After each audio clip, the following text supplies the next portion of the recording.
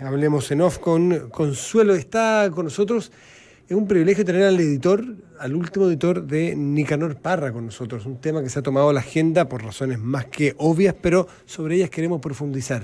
Consuelo. Matías Rivas, bienvenido. Muchas gracias por la invitación. Además, hombre de la casa. ¿Cómo estás tú, primero? Afectado, fíjate, sinceramente. Ayer durante todo el día hablé por la radio, hablé con distintas personas y como que no sentía un poco lo que había pasado, no aquilataba.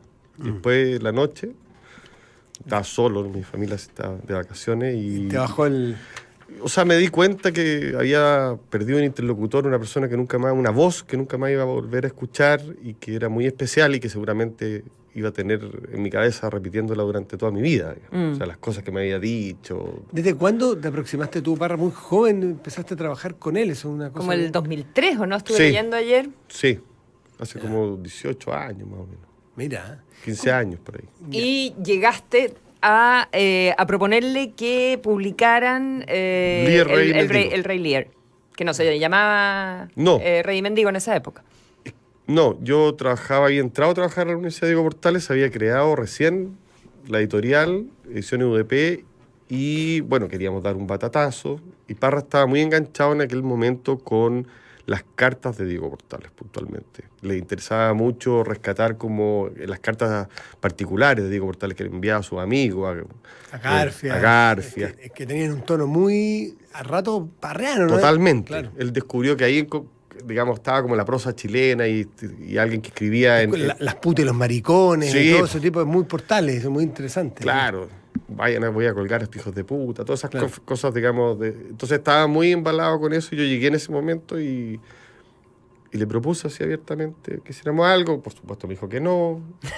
¿Era un jodido? Sí, me envió $1.000.000. En aquellos años, Bill Clinton acababa de sacar un libro, sus memorias, donde le habían pagado $1.000.000 y me decía, ¿quién es Bill Clinton al lado mío? O sea, al final yo voy a pasar a la historia como poeta, Bill Clinton no es un presidente más.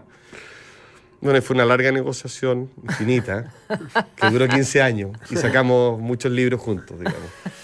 Sí, yo creo que la UDP en eso hizo un trabajo increíble de volver a publicar cosas que no estaban hace tiempo, de acercarlas, de ponerlas a disposición, hacer unas ediciones súper bonitas. Y editar cosas nuevas. Ponte tú, el año, o sea, realmente, y quiero decirlo así, con Matías alguna vez fuimos a ver a Nicanor Parra en esos años, y si uno se acuerda, durante los años 90 aproximadamente, Parra, que se había ganado un premio, el premio Juan Rulfo, el Reina Sofía, todavía era un poeta muy importante nomás. El 2005 pasó a ser un rockstar nacional. ¿Qué fue? ¿Cuál fue ese punto de quiebre? Con el Lear entró a la lista de los libros más vendidos, los chilenos empezamos a leer a Shakespeare vía Parra. Y descubrimos que todos los prejuicios, había una generación que tenía prejuicios, que era anticomunista, que esto, que este otro, se cayó un poco esa generación. Y las bromas de Parra, el humor de Parra, parece que cobró otra vida. También yo creo que se juntaron exposiciones, pero algo, no sé, digámoslo si estamos hablando de poesía, ¿o no? Hay cosas que no se pueden calcular aquí, como dicen las variables ocultas que llamaba Parra. Claro, pero es verdad que algo conectó. Conectó el año sé. 2000 con el Lear, después conectó muy fuerte con La Vuelta del Cristolelki, Exacto. que era un libro que llamémoslo así, que escribió Parra para la dictadura, donde tomó la voz de un predicador para hablar de lo que estaba pasando en ese momento en Chile de manera muy, muy particular, pero conectó con la gente igual. Yo me acuerdo haberlo ido a ver, pensando en esa idea un poquitito del rockstar, haberlo ido a ver a la estación Mapocho, debe haber sido una feria del libro, supongo, pero me acuerdo estar en el subterráneo de la estación Mapocho, abarrotado, y la gente aplaudiéndolo como que fuera Mick Jagger, a ese nivel, y él leyendo. La última vez que estuvo en esa situación, entiendo que fue para el lanzamiento de las obras completas, que lo lanzó Ricardo Lago y tuvo que esperarlo 4 horas. Y todo el público lo esperó 4 horas, como quien espera a Mick Jagger que salga al escenario. Claro. Porque cuando estaba Ricardo Lago, él recién ahí partió de las cruces. Partió de las cruces cuando había llegado Lagos al lugar. Y esas cosas las hacía a propósito. Es que tenía la sensación, yo creo que los años, te da una sensación de que los presidentes pasan, los poetas quedan. Pero qué bonito, lo avisaron Nicanor. Llegó a la sala Ricardo Lago. Me voy. Y estaban las cruces. O sea, no sé si le avisaron, pero todo funcionaba un poco así. ¿Puedo hacer como preguntas un poco básicas? Y ahora vamos a estar hablando todos de Nicanor Parra. Hoy día se le puede visitar en la catedral. Mañana finalmente es el entierro en su casa en Isla Negra. Las Cruces. En Las Cruces, sí. Me quedé pegada, pues estuve pensando en el ¿cómo le llaman? El litoral de los poetas. Sí, ¿cómo le hay llaman? un link total en esos dos puntos. O sea, él quiere estar enterrado entre Huidobro, que está en Cartagena, y Exacto. Neruda, que está en Isla Negra. En eso estaba Eso lo puso pensando toda la también. noche en Facebook. Aquí te vamos a enterrar entre Huidobro y Neruda. Lo que está muy bien. La gente que quisiera aproximarse de una manera no muy difícil, pero sustantiva, más allá del Google, a Nicanor Parra, este fin de semana, ponte tú, ¿por dónde debería empezar? Yo recomiendo un libro que se llama Hojas de Parra, que es un libro de los años 80 de Parra, que trae poemas de toda índole, un libro que es una especie de antología que él mismo armó de esa época. Recomiendo la antología que se llama El último apaga la luz, que yo mismo hice, que comprende toda su obra, o definitivamente Obra gruesa, que es como un libro que contiene en sí mismo, no sé, parte sustantiva de la obra de Parra, desde poema antipoema hasta los poetas más, o sea, lo que hizo antes, hasta los años 70, un poco antes de los 70. Matías Rivas, estamos con Matías Rivas, el editor de Nicanor Parra y director de Ediciones UDP. A mí me sorprendió la vez que fuimos juntos con Matías, yo lo fui a entrevistar allí, hubo una anécdota muy divertida con la grabadora, en fin, no es el caso de contar, pero me sorprendieron dos cosas: su obsesión con la actualidad, en ese momento, el día que llegamos, primero que nos atendió en el estacionamiento. Sí. Y atendía no en su casa, sino que salía a un estacionamiento lateral y atendió ahí toda la mañana ahí. Su escritorio en aquel momento. Claro, y estaba obsesionado porque en ese momento habían matado a un soldado americano en Afganistán, Nick algo se llama, y habló la primera hora y media sobre Nick, y yo decía, se me va a pasar el tiempo, en algún momento me tengo que ir, me va a echar, digamos, él es Nicanor Parra, y yo no voy a haber alcanzado a hablar con Nicanor Parra. Y él insistía en Nick algo. Y la obsesión a la que ustedes le han repetido, los que entienden más de Parra, a la actualidad, creo que con la niñita esta que desapareció en Portugal, pasó 3 años pensando en ella, y obsesión sobre cabros jóvenes, niños y lo internacional. Y lo otro es cómo vivía, siendo un tipo que era probablemente con un muy buen pasar, vivía de una manera particularmente austera. Mira, yo, o sea, en los años que me tocaba me tocó trabajar con él, le conocí varias fijaciones, llamémoslas obsesiones, que tienen que ver con resolver cosas, y también era un matemático. Quería resolver el crimen de Madeleine McCann desde Santiago de Chile, digamos. Y desde Las Cruces. En Las Cruces, perdón. Y bueno, lo resolvió, según me contó, pero no de manera privada, digamos. Así. Se dio cuenta que efectivamente los padres podían inyectarle a un hijo algo, digamos. O sea, que esa era una posibilidad que existía. Llegó a pensar en esa posibilidad, me acuerdo. Tuvo la obsesión con portales. O sea, pasaba por periodos, Nicanor, para que llamémoslo así, profundizaba en algunos temas. Y lo que tú dices de la coyuntura es algo muy propio de su formación como pop, que es, estaba atento al lenguaje cotidiano, el lenguaje, llamémoslo así, de la televisión, estaba atento a lo que la gente le decía en la calle, cómo vamos en la parada, compadre, o sea, estaba atento a la corrupción, y a la corrupción no solo, digamos, en un sentido negativo, sino que cómo corrompemos el lenguaje, cómo nos vamos diferenciando. Él decía que no venía a construir, sino que a destruir. Entonces, cuando tú te fijas mucho en las palabras y cómo las palabras se van modificando, te conectas directamente con la coyuntura. O sea, si tú hoy día te preguntas qué significa andalar, que es algo que ocupan un porcentaje no menor de la población, que Parra 10, o qué es chispeza, te estás conectando con las napas profundas de la sociedad chilena. Claro. Y Parra tenía esa capacidad. Leía los diarios regionales, le gustaban las pequeñas historias, estaba atento a la política, se reía mucho, era muy indiferente, porque también tenía una cuestión que habían pasado muchos presidentes por él. Claro. Imagínate, 103 años. Él tenía un preferido que era Lago, que lo dijo en una entrevista, no lo estoy diciendo yo, que dijo, cuando llegó Lago, llegaban los cheques del Premio Nacional en la fecha. Una forma de medir. Que esa es una medida de una buena gestión. Como Andy Warhol lo medía. Que te llegue tu cheque Sí, de la pensión o el de lo que sentido, sea. A esa fecha. cabeza. O sea, Moderno. Tú, porque eres poeta, tienes que pensar también en la plata. Es una condición de la vida demasiado fundamental. ¿Pero tenía un toque con la plata o no? No. No, para nada. Tenía el mismo toque que tenemos nosotros, lo necesitaba para vivir. Claro, pero lo que te digo es que siempre tenía el mito de que cobraba por todo, por visitas, Es por que esto. la gente está acostumbrada que los artistas hagamos las cosas gratis. Claro, pero yo llegué a su casa con Matías Rivas y fui 2 veces y la casa era de una austeridad mayor que todos los que nos están escuchando y de todos nosotros. Sí. Una austeridad realmente impresionante. oye, ¿Por qué eso? Es Pero que opera en el plano simbólico. Ya. A él le interesaba mucho cuando llega Farca y le dice que quiere darle $1 millón y le dice que no, o sea, porque no estaba operando ahí la plata simbólicamente. O sea, también, llamémosla, su relación con las cosas no era literal. Digamos. La gente que estaba jurada que no estaba preocupada de la plata por comprarse una lancha, digamos así. Era un tema que tenía que ver de decir, oye, fíjate que hay gente que le paga mucha plata y es harto menos que yo. Aquí hay un problema. es la valoración de la actividad. Sí. Y en eso le debemos mucho a los escritores. Porque sin Parra no podríamos cobrar los que estamos más abajo ni uno. oye, si estaba tratando de acordarme cómo había sido lo de Farcas ahora que lo nombraste y...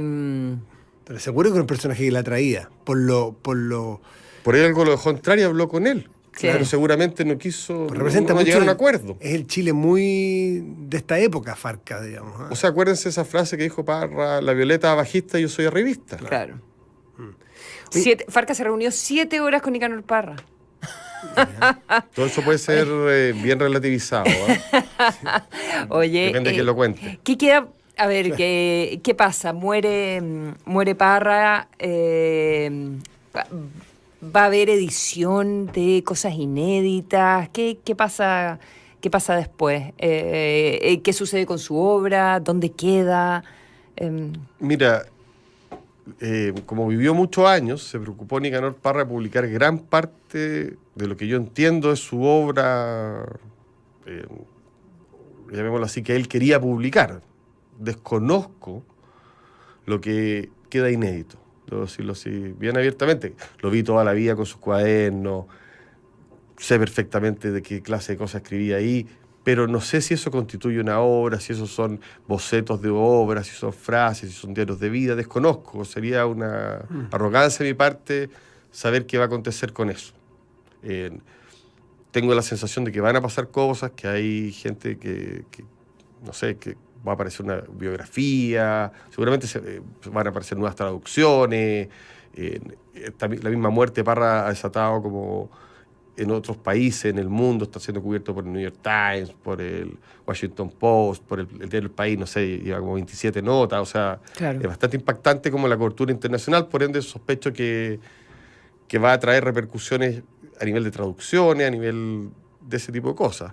Pero él dejó organizado quién es el depositario de su obra, porque además es una familia, tiene hijos de diferentes parejas, entonces, claro, uno piensa, no sé, Donoso ya se fue toda una universidad afuera, otras de las cosas quedan en Chile. Hay una fundación armada, su casa va a ser un museo que va a congregar Desconozco todo eso, Matías. O sea, Pero yo digo sobre todo respecto a la obra. Bueno, que congregue todo, me literaria, refiero. digamos. es que está publicada la obra completa de Nicanor Parra por Galaxia Gutenberg en 2 tomos. Se llama Obra Completa y Algo Más. También está a la venta por los que quieran tenerla. Que la hizo el mismo Nicanor Parra. Posteriormente a la obra completa apareció un libro que viene de una grabación donde él leyó un poema que se llama Temporal, que apareció justo para los 100 años. Ujú. Y donde él corrigió esta grabación que transcribimos y que Parra la volvió a corregir, y eso no está dentro de la obra completa.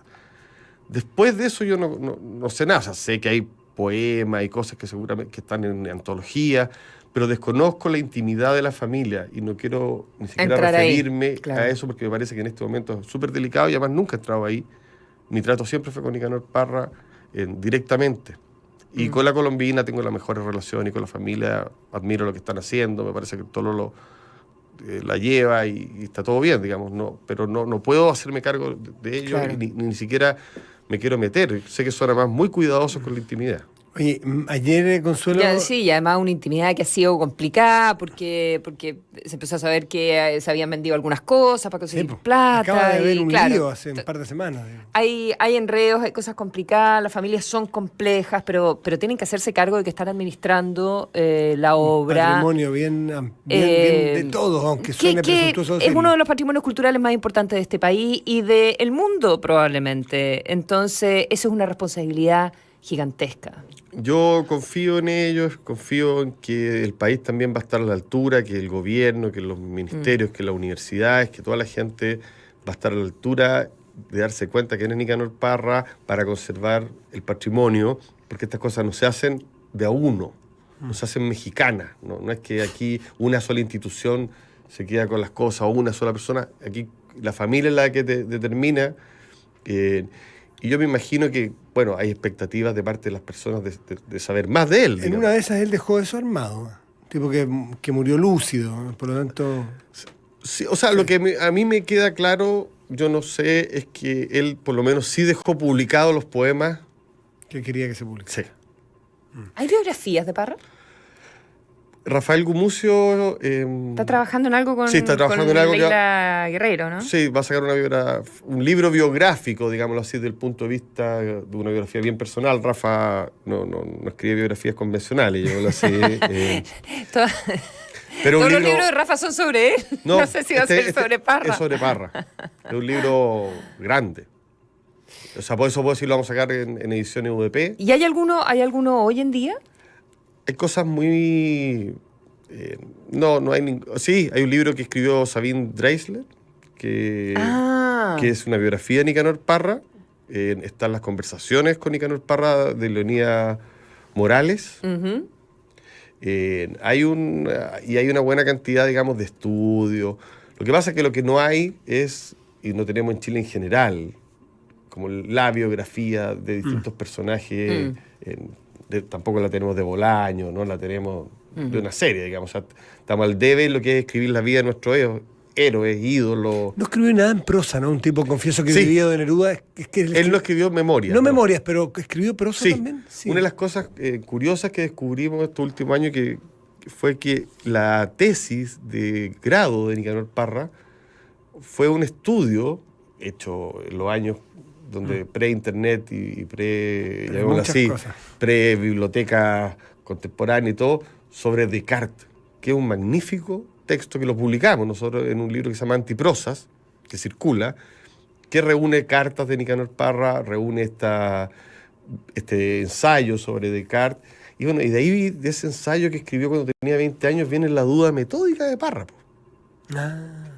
Si Parra es un tipo que vino a poner en duda las cosas, entonces, bueno, que haya hecho sobre Descartes su primera tesis de licenciado, hace mucho sentido. Un personaje para explorar con muchísima... Sí, encontré, ahora que mencionaste a la Sabine, una súper buena periodista, la Sabine Drysdale, y la Marcela Escobar, escribieron Nicanor Parra, la vida de un poeta, que quizás también puede ser algo interesante para leer en estos días. De todas maneras, tiene mucha información y se lo recomiendo. O sea, llevarse Nicanor Parra, la vida de un poeta, y partir por Hojas de Parra si uno anda en este ánimo. Absolutamente. Además, vacaciones. Y léanlo porque lo van a pasar bien, se van a reír. Y además, yo con esto me gustaría terminar que...